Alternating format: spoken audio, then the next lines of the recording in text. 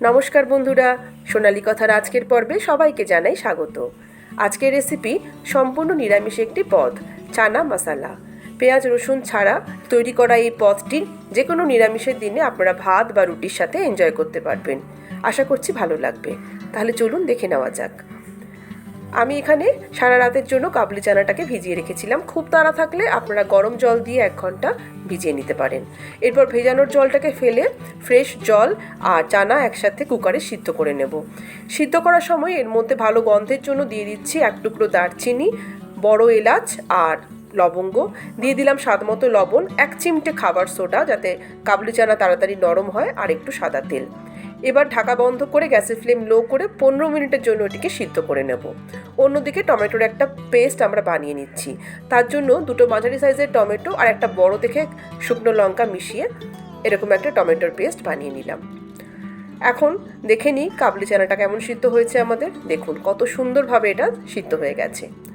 এবার কড়াইয়ের মধ্যে দিয়ে দিচ্ছি ঘি, 2 বড় টেবিল চামচ। ঘি দিয়ে চানা মশলা করলে এর টেস্ট ভীষণই ভালো হয়। ফোড়ন হিসেবে দিয়ে দিলাম একে একে জিরে, জোয়ান আর 1 চিমটে হিং। নিরামিষ রান্নায় হিংয়ের গন্ধটা বেশ ভালো লাগে। এবার তৈরি করে রাখা টমেটো আর শুকনো লঙ্কার পেস্টটা এর মধ্যে মিশিয়ে দিলাম। আমাদের এই প্রিপারেশনটা করতে কিন্তু ভীষণই কম সময় লাগবে। 10 থেকে 15 মিনিটের মধ্যেই আজকের এই রান্নাটি তৈরি হয়ে যাবে। দিয়ে দিলাম 1 চামচ ভর্তি করে আদা বাটা। এখন কিছু গুঁড়ো মশলা এর মধ্যে মিশিয়ে দেব। প্রথমেই দেব স্বাদ মতো লবণ, তারপর দিয়ে দিচ্ছি 1 চামচ হলুদ গুঁড়ো, 1 চামচ কাশ্মীরি লাল লঙ্কার গুঁড়ো, 1 চামচ ধনে গুঁড়ো আর 1 চামচ জিরে গুঁড়ো।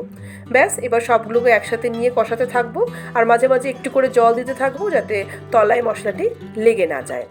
এখন কিছু পরিমাণ সিদ্ধ করে কাবলি চানা এর মধ্যে মিশিয়ে দিলাম। কেন দিলাম দেখিয়ে দিচ্ছি।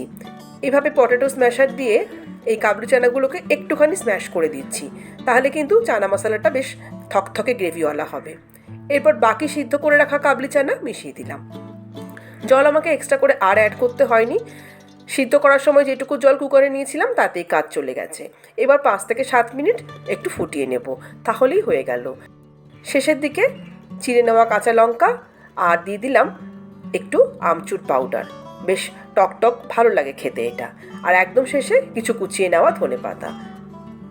ব্যাস, তৈরি হয়ে গেল আজকের অসাধারণ স্বাদের কাবলি চানা মশলা।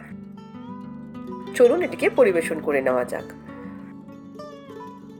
এই রেসিপিটি আপনারা কিন্তু ভাত, রুটি, পরোটা যে কোনো কিছুর সাথেই সকালে ব্রেকফাস্টে অথবা রাতের ডিনারে এনজয় করতে পারেন।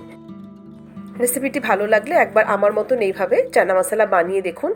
গ্যারেন্টি দিয়ে বলতে পারি আপনাদের ভীষণ ভীষণ ভালো লাগবে।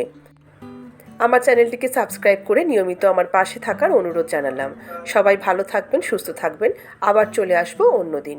নমস্কার।